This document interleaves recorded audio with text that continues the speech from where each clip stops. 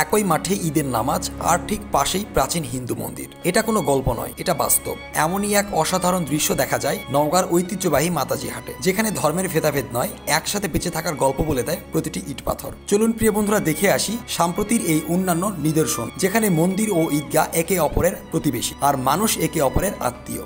প্রিয় বন্ধুরা, আমি সাইদ লিমন বলছি নওগাঁ জেলার মহাদেবপুর উপজেলার মাতাজি থেকে। প্রিয় বন্ধুরা দেখতে পাচ্ছেন আমার পিছনে যে একটা মন্দির আর এই যে আমার পিছনে একটা ঈদগাহ, অর্থাৎ এখানে ঈদগাহ এবং মন্দির কিন্তু একসাথে। প্রিয় বন্ধুরা, চলুন আপনাদেরকে দেখাবো এই মন্দির এবং ঈদগাহ কীভাবে এখানে স্থাপন হলো বা কীভাবে তৈরি হলো সেই বিষয়ে আজকে আপনাদেরকে একটু জানাবো। চলুন প্রিয় বন্ধুরা, ভিডিওটি শুরু করা যাক। নাও প্লিজ লেটস গো। আচ্ছা দাদু, এই যে এটা আসলে কি আপনার পিছনে যেটা দেখতে পাচ্ছি, যে এটা হচ্ছে মন্দিরের মতো সিস্টেম, আবার এই সেটা ঈদগাহ, এই বিষয়ে যদি আপনি একটু বলতেন তাহলে আর কি। এটা মন্দির আর ছিল কোনো এক সময় মন্দির ছিল। এই যে এটা উত্তর সাইডে হয়েছে ঈদগাহ মাঠ। এই যে ঈদগাহ মাঠ প্রিয় বন্ধুরা দেখতে পাচ্ছেন, এটা ঈদগাহ আর এটা মন্দির। আচ্ছা, এটা কতদিন আগে পুরনো যদি বলতে পারেন? বহুদিন আগে। তারপরও আনুমানিক কতদিন হতে পারে? তো আমাকে দেখা অবস্থায় মনে করেন তাও 20-22 বছর হয়ে গেছে। 22 বছর হয়ে গেছে, তাই না? আচ্ছা, এটা কি এখন চলে না বন্ধ আছে? না, বন্ধ। এটা এখন বন্ধ হয়ে গেছে। ওকে, তাহলে এটা হিন্দুদের মন্দির, এটা মুসলিমদের মসজিদ। আপনার নামটা যদি একটু বলতেন। মোহাম্মদ সিদ্দিকুর রহমান। মোহাম্মদ সিদ্দিক। আপনার বাসা কোথায়? এই যে সামনে এখানে। আপনার ভাষা শুনে মনে হচ্ছে আপনি নওগাঁ জেলার মানুষ। অন্য কোথাকার হয়তো না, আমার জন্মস্থান ঠিকানা হলো নাটোরে। এক্স্যাক্টলি। আপনি এখানে তাহলে কিভাবে আসলেন? এখানে আইছি, এখানেই থাকি, বাল বাচ্চা কাজ কাম করে। ও আচ্ছা, ওকে, ঠিক আছে দাদু, আপনাকে অশেষ ধন্যবাদ, ভালো থাকবেন। কালের বিবর্তনে আজ এই মন্দিরটি বন্ধ হয়ে আছে। অনেকেই এটাকে মঠ বলে থাকে, আবার অনেকেই এটাকে মন্দির বলে থাকে। তো যাই হোক, মঠ এবং মন্দির দুটা বিষয় কিন্তু এক। আমি ইন্টারনেটে অনেক ঘাটাঘাটি করে দেখলাম, আসলে দুটো বিষয় কিন্তু একই বস্তুকেই বোঝানো হয়। মঠ বা মন্দিরটি তার জায়গায় যুগের পর যুগ এইভাবেই দাঁড়িয়ে আছে। ওই যে ভিডিওর শুরুতেই বললাম প্রতিবেশী বা আত্মীয়, তাই তো যুগের পর যুগ এইভাবে দাঁড়িয়ে আছে। মুসলিমরা কিন্তু এটাকে ভুলেও আঘাত হানিনি বা ভেঙে ফেলেনি। তবে এই মঠের আশেপাশে কিন্তু অনেক মন্দির রয়েছে। ভিতরের অংশ আপনাদেরকে দেখালাম, এই যে দেখতে পাচ্ছেন। আমি বেশি যেতে পারবো না, সাপটাপ যদি থাকে, এই কারণে আমি বেরিয়ে এলাম। প্রিয় বন্ধুরা, এই যে দেখতে পাচ্ছেন,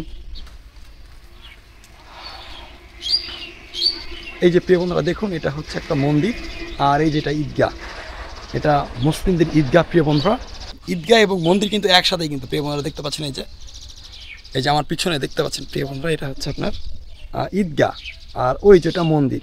এটা আপাতত বন্ধ আছে, এটা অনেক বছরের পুরাতন হবে। দেখতে পাচ্ছেন আপনারা, ইট যদি দেখেন তাহলেই আপনারা দেখতে পাবেন প্রিয় বন্ধুরা। এই যে দেখুন, মন্দির বা মঠের ইট দেখেই বোঝা যাচ্ছে মন্দিরটি অনেক বছরের পুরনো। দেখতে পাচ্ছেন প্রিয় বন্ধুরা, ইটগুলো দেখতে পাচ্ছেন কত বছরের পুরনো। ফার্স্ট অফ অল, আমি যখন প্রথম এটাকে দেখেছিলাম তখন আমার মনে হয়েছিল এটি কোনো মসজিদের স্ট্রাকচার হবে, কিন্তু আমার ধারণাটা একদম ভুল ছিল। এটা মসজিদের কোনো স্ট্রাকচার না, এটা একটা মন্দির বা মঠ। আমার খুব ইচ্ছা ছিল এটার ভিতরে ঢুকে সম্পূর্ণটা ভিডিও শ্যুট করা, কিন্তু আমার পক্ষে সেটা পসিবল হয়নি, কারণ এটা অনেক বছরের পুরনো আর এর ভিতরে অনেক বড় বড় বা বিষাক্ত সাপ পোকামাকড় লুকিয়ে থাকতে পারে। এই জন্য আমি আমার সেফটির জন্য এর ভিতরে আমি ঢুকতে পারিনি। তবে যতটুকু অংশ আমি পেরেছি আপনাদেরকে দেখানোর চেষ্টা করেছি, এবং দেখতে থাকুন বাকি অংশগুলো। দেখতে পাচ্ছেন আমার পিছনে যে মন্দিরটা, আমি অনেকদিন আগে আমার অনেক কৌতূহল জানার ছিল যেটা আসলে কি, এটা মন্দির নাকি মসজিদ।